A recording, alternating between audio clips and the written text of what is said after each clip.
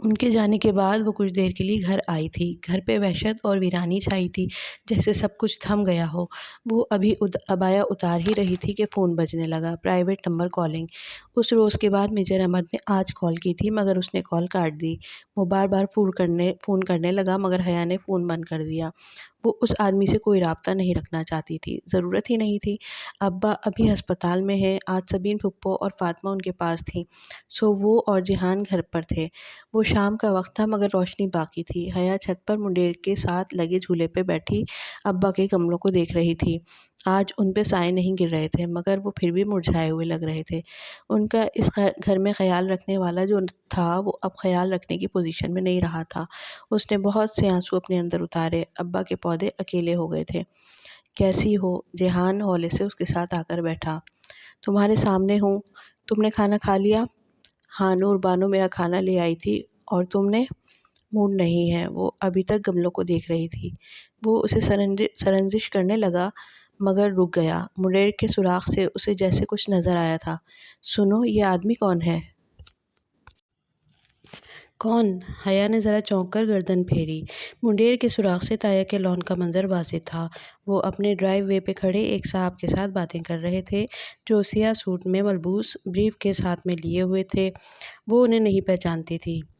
پتہ نہیں، اس نے لاتعلقی سے شانے اچکائے۔ میرا خیال ہے وہ وکیل ہے۔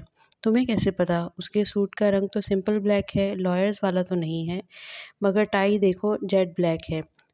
وکیل کی مخصوص ٹائی۔ وہ آنکھوں کی پتلیاں سکیڑے ان کو دیکھتے ہوئے کہہ رہا تھا۔ اور میرا خیال ہے وہ ابھی ادھر آنے کا ارادہ رکھتے ہیں۔ حیا نے ذرا حیرت سے اسے دیکھا۔ وہ اپنے ڈرائیو وے پہ کھڑے ہیں۔ تمہیں کیسے پتا ان کا ارادہ کیا ہے؟ غور سے دیکھو، فرقان ماموں کے جوتوں کا رخ کس طرف ہے؟ حیا نے گردن ذرا اونچی کر کے دیکھا۔ تایا ابو کے جوتوں کا رخ نامحسوس انداز میں ان کے گھر کے درمیانی دروازے کی طرف تھا۔ انسان جدھر جانے کا ارادہ رکھتا ہے اس کے پاؤں خود بخود ادھر ہی مڑ جاتے ہیں، چاہے وہ ساکن کھڑا یا بیٹھا ہی کیوں نہ ہو۔ اگر دوران گفتگو تمہارے مخاطب کے جوتے تمہاری مخالف سمت ہوں تو اس کا مطلب ہوتا ہے کہ وہ بور ہو رہا ہے تم سے۔ حیا نے بے اختیار جہان کے جوتوں کو دیکھا۔ اس کے سیاہ تسمے والے بوٹ سیڑھیوں کے دروازے کی سمت تھے۔ اس فائل میں کیا ہو سکتا ہے؟ اب وہ ذرا الجھے ہوئے کہہ رہا تھا۔ حیا نے گردن پھر سے منڈیر کی جانب موڑی۔ نیچے وکیل صاحب اپنے بریف کیس سے ایک فائل نکال کر تایا ابو کو دکھا رہے تھے۔ سلیمان ماموں کمپنی کے ایم ڈی ہیں نا؟ ہاں، اور باقی شیئر ہولڈر ہیں۔ اس کا مطلب ہے کہ ماموں کی بیماری کے باعث کچھ کام رک گئے ہوں گے، سو باقی شیئر ہولڈرز ان سے کچھ دستخط کروانا چاہ رہے ہوں گے۔ ماموں کا پاور آف اٹارنی کس کے پاس ہے؟ میرے پاس، وہ بے اختیار بولی۔ جہان ذرا سا چونکا۔ اصل میں بہت پہلے ابا نے مجھے اپنا اٹارنی ان فیکٹ بنایا تھا، اور وہ صرف اس صورت میں جب وہ خدا نخواستہ کام کرنے کے اہل نہ رہیں، یعنی کہ میں اس وقت اصغر اینڈ سنز کی ایم ڈی سے مخاطب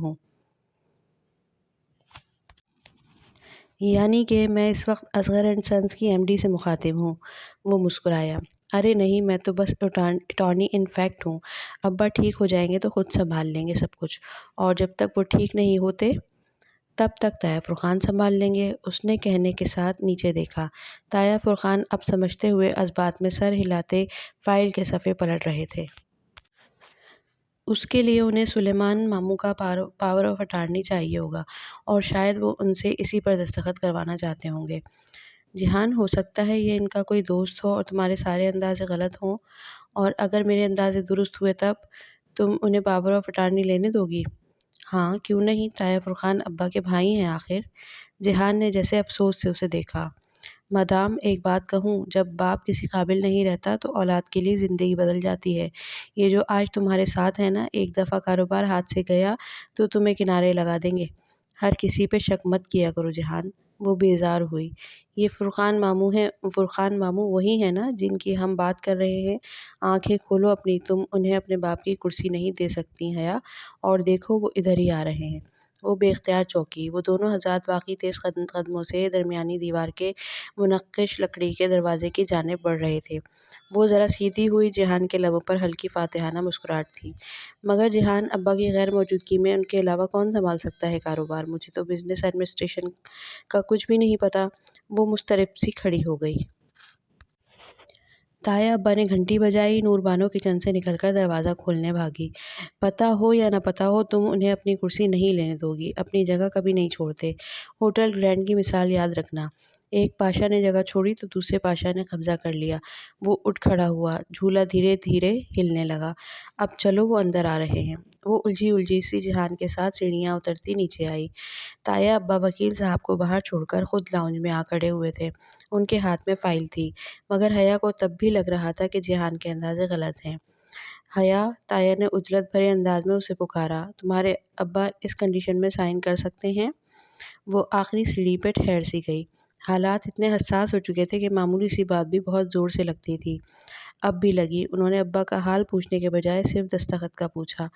आपको क्या साइन करवाना है? वो सपाट से अंदाज में पूछती ही वो उनके सामने आ खड़ी हुई। जिहान बहुत सुकून से आखिरी सीढ़ी पे बैठ गया था और अब गोया तमाशा देख रहा था। तुम्हारे काम की चीज़ नहीं है और वो साइन कर सकते हैं या नहीं? ताया अब्बा को उसका सवाल करना सख्त नागवार गुजरा था। जिहान हल्का सा मुस्कुराया, मगर हया ताया अब्बा की तरफ मुतवज्जा थी। वो नहीं कर सकते। डॉक्टर ने उनसे ज़्यादा बातचीत से मना किया है। वो दानिस्ता लम्हे भर को रुकी। आप मुझे बता दें ताया अब्बा, शायद मैं आपकी मदद कर सकूं। आखिर मैं अब्बा की अटॉर्नी इनफैक्ट हूँ। ताया फरखान को जैसे झटका लगा। वो हैरत भरी उलझन से उसे देखने लगे। तुम? सुलेमान ने तुम्हें कब अटॉर्नी इनफैक्ट बनाया? बहुत पहले अब्बा ने अपना ड्यूरेबल पावर ऑफ अटॉर्नी मुझे दिया था और उसके मुताबिक मैं अब्बा की जगह काम कर सकती हूँ। पुरएतमाद वो हमेशा से थी और अब भी ताया फरखान की बारोब शख्सियत के सामने खड़ी बहुत इत्मीनान से उन्हें बता रही थी। खिलाफ तवक्को वो एकदम गुस्से में आ गए। दिमाग ख़राब है सुलेमान का, वो इस तरह कैसे कर सकता है? अब तो वो कर चुके हैं। आखिर मैं उनकी बेटी हूँ, उन्हें मुझ पे भरोसा है। क्या मजाक है? वो जैसे झुंझलाए थे। अब सारा काम कैसे चलेगा? क्या मैं ज़रा ज़रा सी बात के लिए तुम्हारे पास इधर आता रहूँगा? ओह नहीं ताया अब्बा, मैं आप सबको अपनी वजह से ज़हमत नहीं दूँगी। किसी को इधर नहीं आना पड़ेगा, मैं कल से खुद ही ऑफ़िस आ जाऊँगी।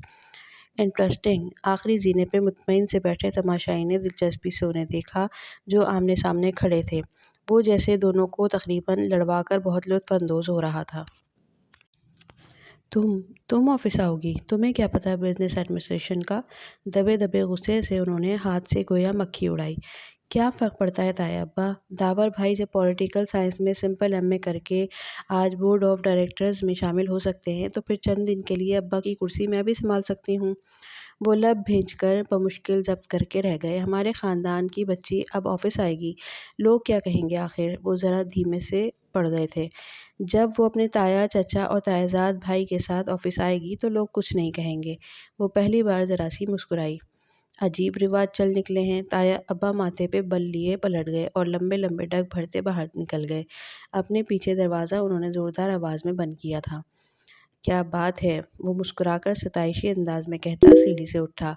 बस ताली नहीं बजाई, वरना अंदाज वैसा ही था। ताया अब्बा ने मुझसे कभी ऐसे बात नहीं की। वो अभी तक मलाल से दरवाजे को देख रही थी जहाँ से वो गए थे।